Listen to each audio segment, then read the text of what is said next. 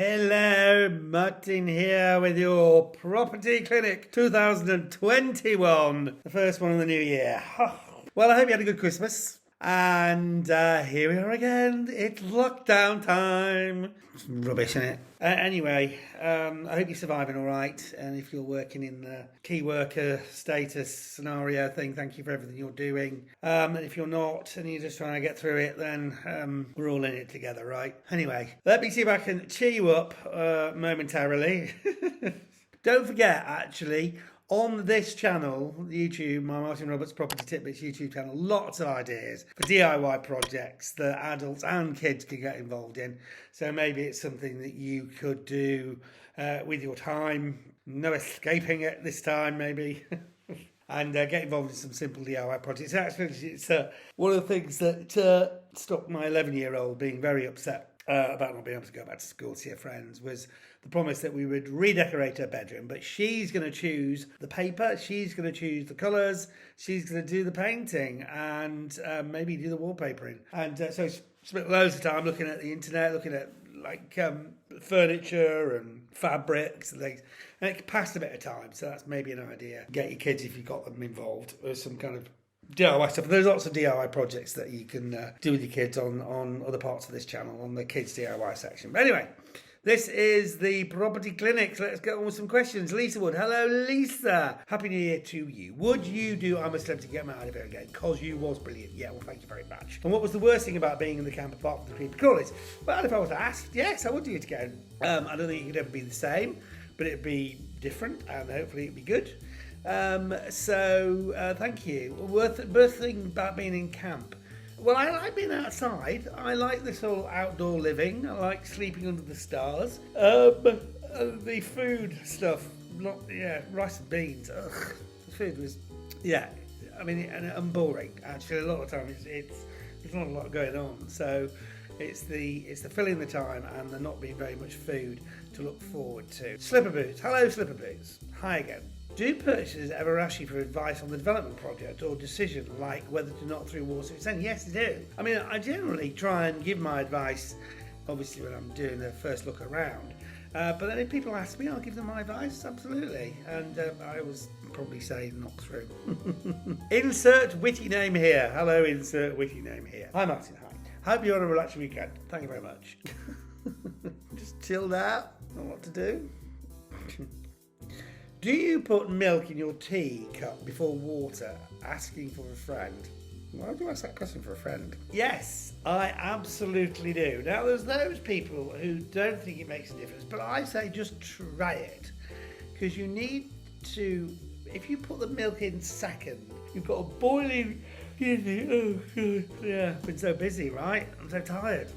Do you find that? The more you sort of like don't do, the more sort of like lethargic you get. It's like the way the human body works. It's like, I guess when you're running, escaping from lions and things, your adrenaline gets going and you sort of like, when you're like into what we are right now, sleep mode. It's like, I'm just going to hibernate. Have you started yawning while watching this? How does that work? How come when you see somebody yawn or hear somebody yawn, you yawn yourself? And what is a yawn anyway? Does anybody know? Does anyone actually know what a yawn is? I mean, does it serve any purpose? Really? I mean, most things we do serve some kind of purpose. Oh, I know, it's lack of oxygen. Oxygen. Why does it happen when you're tired then? Meanwhile, back at the milk in tea thing. Boiling hot water, you put milk in it, it's going to affect the milk in a different way than if you warm it gradually by putting in hot water into the milk, isn't it? That makes sense. So definitely, I prefer the taste if you put the milk in first. Clive Matthews. Hello, Clive. There's a lot of talk about low traffic neighbourhoods at the moment. Do they affect house sales? Low traffic neighbourhood. I would have thought that would be a great thing, right? Certainly they find that when they introduce 20-mile-an-hour speed limits in villages, and quality of life seems to improve because people are more happy to let their kids out and play, and I guess they're less likely to be in danger if everyone sticks to the speed limit. So low traffic neighbourhoods I would have thought would be a great thing. Claire, hello Claire. Hi Martin. Are the renovations you are doing at the HMO end of terrace capital improvements or repairs, or a bit of both? So yeah, if you check out this channel, I've got a couple of bits, playlists, which are about me actually doing up properties. So I'm doing one which is an end of terrace, and that was just a refurb. And equally, there's a 5-bed HMO that I've done a major refurb on, and they're both capital improvements really. They were just classic end of terrace, hadn't been touched for 50 years, so turning it into a much more habitable space, making the most of it. And the HMO is converting 6-bedroom house into a 5-bedroom with en-suites HMO. So capital improvements, yeah, definitely. Diane Penn Barkley. Hello, Diane. You should do a show about outtakes. Oh, yeah, we should. 18 years coming up. We've got a lot of outtakes. Hello, Stephen. Got a property with my partner. Our first, congratulations. 3 years ago, 70k. Well done. Done it up now with 130k. Brilliant. Am I able to take equity out of it to buy a second home and rent this one? Absolutely. That is a really good strategy. Do exactly that. You've done exactly what, on my property training courses we encourage people to do. You've done a great job. And it's also your main principal place of residence. So actually, if you were to sell it, or actually just take an equity out of it rather than selling it, is a really good thing to do. And do exactly that. Jill Prowse. Hello, Jill.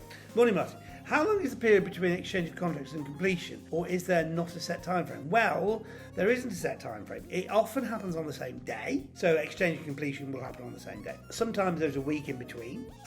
It's whatever you agree with the seller, and the only limitations are it could be 6 months between, but then a lot of the things like searches and maybe a mortgage offer would fall by the wayside, and you'd have to redo them and re-get them. So, and anyway, why would you have such a long delay between? Bear in mind, another really important point, that once you exchange, then in general you need to take out insurance for the buildings and contents, because you are legally liable at that point for the property, especially if you bought it at auction where it might be abandoned or it might be empty. Once you've exchanged, get insurance straight away on that property. Richard Tracy. Hi, Richard. How can Homes on the Hammer afford to play all those classic clips of music? I believe there is a blanket agreement that the BBC has where they pay a certain amount of money and it allows access to a lot of really good stuff.